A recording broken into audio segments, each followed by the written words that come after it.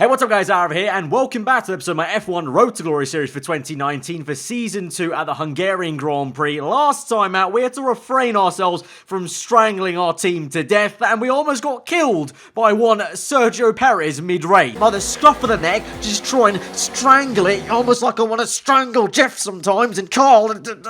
Sorry, let my emotions get the better of me. Where's he going to go? We go left. Oh, Sergio Perez goes left very, very late. Jesus, my mind. But thankfully, we survived the attacks from the Aggie Mexican, and we can continue on here to the Hungaroring. This race coming just before the summer break, so this one is crucial. This will set the tone for everything we do for the second part of this season, set the kind of ambition we have as it's for frick's sake. Well, I will admit, it's sort of positive. 2 upgrades completed, but another one failed. It's not all 3. It's quite unfortunate, and of course, one of these was the ones that we had to fix from last episode, so it doesn't really count, so we're kind of 1-to-1 there, but we finally got the engine power that we lacked at the German Grand Prix coming in, and we've got a weight redistribution, but the reduction of the monocoque structure has failed, unfortunately. I'm sure they just lost it, to be honest. They just lost the structure. That's probably what's the issue here. And that's actually more annoying when we look at the R&D chart, because we've actually overtaken Renault. Renault have become the second worst car on the grid. With that 3rd upgrade, we might have been quite close to Haas and Racing Point there. You can see McLaren have jumped up to 2nd place on the R&D chart. So think about that. Just deep that. We are fighting McLaren in the constructors for P4, and yet they're now better than Red Bull, better than Mercedes. I think we've got issues here. We're going to have to change our ambitions slightly a little bit. I don't know how long we can probably keep up a fight against McLaren now, since they're one of the top teams in F1, and we're still just about midfield. I think now only you can kind of class us as proper midfield here, on paper at least. But the great news is, I mean, let's take some positives. We are ahead of a factory team. That is something to write home about. You know what, with the way the race has been going lately, the kind of luck we've been getting as a team during race day, and these upgrades slowly trickling in, maybe we can do what Renault have not accomplished since they came back to Formula 1 and win a Grand Prix. That is quite funny. Right, okay, yeah, pipe dreams aside, let's just get into qualifying then and see how we do around the Hungaroring. Overcast conditions right now into turn 1 in P1 at the moment there, so the engine power paying dividends for us as we go through the exit though down to P6, but at least we're ahead best of the rest essentially. But in one foul swoop, one corner, one lock-up, and one large bit of understeer, we go all the way down to P14. So I fear the car's probably not going to be that quick in Sector 2, you know, and that's going to be on display in full force. We come through usually near flat-out right-hander. Yeah, no one needs to see that. Let's just move on from that into what is going to be in a pretty abysmal right-hander. And then the last 2 turns, I don't know what went on with this car, just turned in left, and the front end just wouldn't want to bite in. It was almost like we left it in Austria or whatever a few races ago, basically, or next door to Hungary. As we come through the last corner, then yellow flags actually for some reason, but across the line, and it's P18. It's a bit disappointing, but we just need to push hard in the race and we can still come away with something. And for once in my life, I actually agree with Jeff. P18 is abysmal. I don't know what on earth is going on with this car right now. It just did not perform whatsoever. Oh my god, no. Oh no. Oh no. I've been beaten by Robert Kubica. He came in P17. He's out-qualified me. I think my career might be over. I think my career might just be over. I don't think I can show my face in the paddock ever again. I'm gonna look like an absolute clown. I am a clown. How have I managed to let this happen? This was the man that was 9/10 off me 2 episodes ago, something like that. And now he's beaten me. What? This is going to be a massive uphill battle, this race, I think. It's going to be all sunny, so no rain to maybe even help us out there, or hinder, I don't know, either way, but no weather to help us out, basically. At least that means Claire's not going to ask me how the bad weather was out there today, like Season 1. But we just got to remain positive. At least the only thing is, from P18, the only way is up.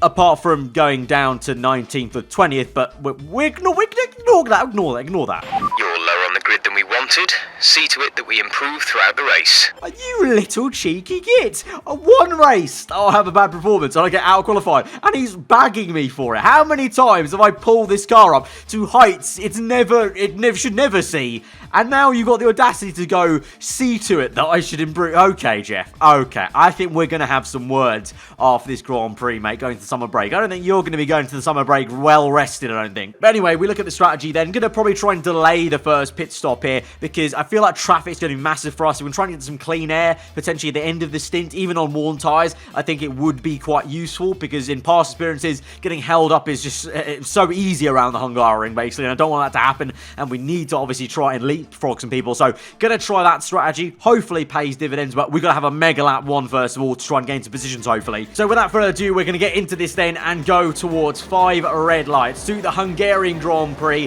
from P18 behind Robert Kubica on the grid. 5 red lights are out and we're underway. It's initially a good start for us compared to Lance Stroll. Bogs down quite a fair bit in the Alfa Romeo, but Robert gets a great getaway there. He's powering past. He goes right then left and fakes it around the outside to Gasly. We have a bit of contact with Stroll. It's a massive dive from both of us there as Stroll tries to get 5 positions. We try to also get down the inside. Virtual safety car is out though, as we have to all slow down and hang on, what? And somehow Robert Kubica has managed to finesse his way around the outside of me to re-overtake me.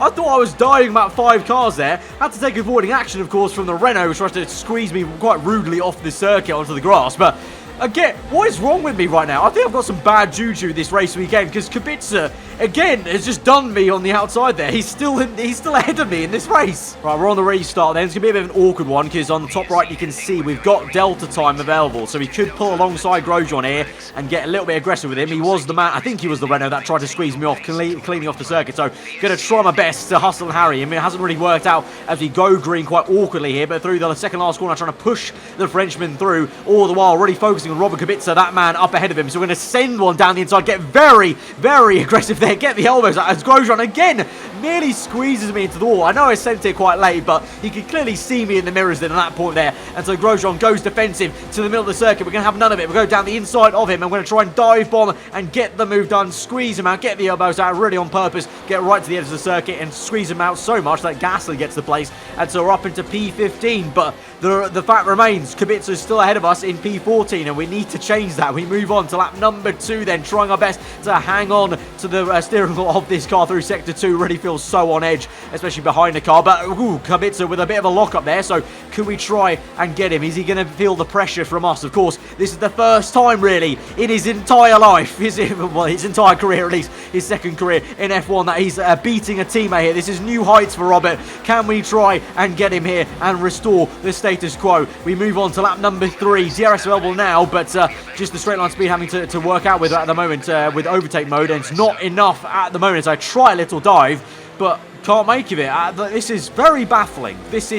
I'm not used to this. I'm not. And to that effect, we still find ourselves behind the Polish man on the end of lap number 3. Onto 4, the engine overheating by quite a fair bit. They're getting to orange on the heat there. So clearly the cooling systems of the Williams car working an absolute treat as ever. So we come through the last corner though, trying to jockey the car into a straight line. Open DRS. We're quite far back here with overtake mode, and we've got to actually go defensive against Gasly now. So this is real dire. At the moment, I'm now the Kubica role. I'm the one struggling to even get anywhere, and he's the one being pressurising the car's ahead as we successfully try and swerve around and swerve past Gasly to keep him at bay in P16 here. But we continue now. Lap number 4, on to 5. It's going to take 5 whole laps to maybe make a move and overtake Robert Kubica. I need to seek some help, clearly. He goes defensive to the middle. We go to the inside. It's a massive dive there. We almost hit the back of him there. Could have ended in an absolute tragedy and could have been another Williams civil war for 2 seasons in a row here, but a different circuit. But we've got the move. He comes back around the outside, though. We go defensive to the inside. He's still hanging it around. Where has this newfound confidence come from the man?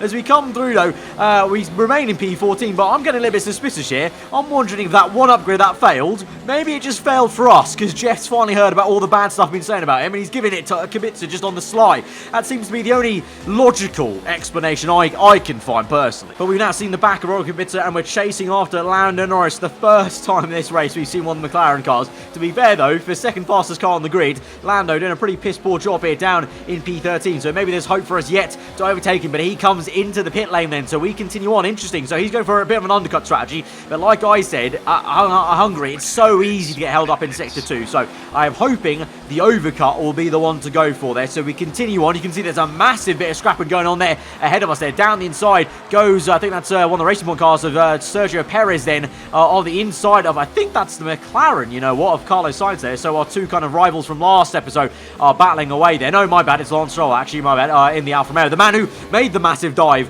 to the inside of turn 1 that I thought I could try and follow him through. But we're on lap number 7 then. We're now caught up behind Kimi Raikkonen here, and we're going to get another case of the overheating engine, unfortunately. So I'm begging that these guys come in, and essentially, if my luck is here, they'll all come in. I'll continue on, get some clean air. Obviously, I know the lap time's not great at the moment on the top right here, but you're about to see probably, as we come in on the next lap, lap number 8, our lap time probably will improve. The only reason I'm not being going too fast is literally because of the dirty air and the overheating issues in Sector 2. So we swing through. Thankfully, all 3 of them come in, and so here we go. It's time to unleash the power of the Williams car. All probably 2/10 gained of power in this next lap. And at the end of the lap, we're going 2 green sectors there, so that probably would have been our PB if we weren't coming at the end of this lap there. So I think we've done enough work to at least maintain the position we were in. You know, you've got to remember that we did have worn tyres, at least 2 laps worth of worn tyres compared to the Norris who first came in out of that little train there. But hopefully we've just maintained the position, and if we're lucky, maybe overcut someone. I don't know, please.